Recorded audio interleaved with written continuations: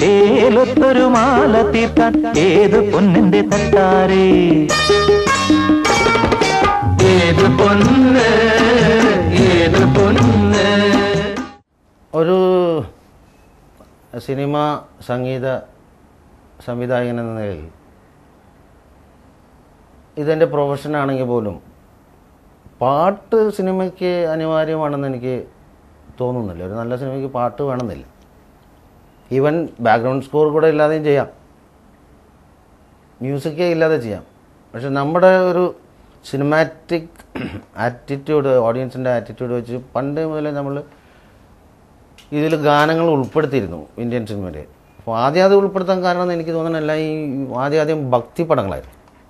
അപ്പോൾ ഒരു പടത്തിൽ 12, 20, 23 പാടുണ്ട്, എല്ലാം ഭക്തി അങ്ങനത്തെ സബ്ജക്ട്സാണ്. പിന്നീട് അത് പതുക്കെ സോഷ്യൽ തീമുകളിലേക്ക് വന്നു. ആക്ച്വലി അത് ഒരു സിനിമയെ സംബന്ധിച്ചോളം അത് അനിവാര്യമല്ല.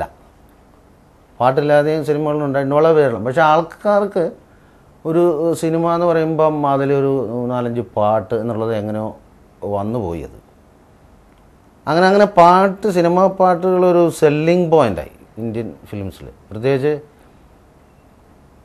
എൻ്റെ ചെറുപ്പത്തിൽ ഹിന്ദി ഫിലിംസൊക്കെ വരുമ്പോൾ ഡയറക്ടറുടെ ഈക്വൽ ഇമ്പോർട്ടൻസാണ് മ്യൂസിക് ഡയറക്ടറുടെ.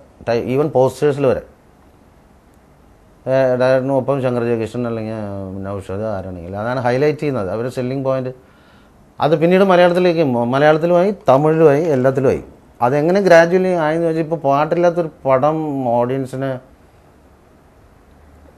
അങ്ങോട്ട് എനിക്ക് തോന്നുന്നു അവർക്ക് ഡൈജസ്റ്റ് ചെയ്യാൻ ബുദ്ധിമുട്ടാണെന്ന് തോന്നുന്നു.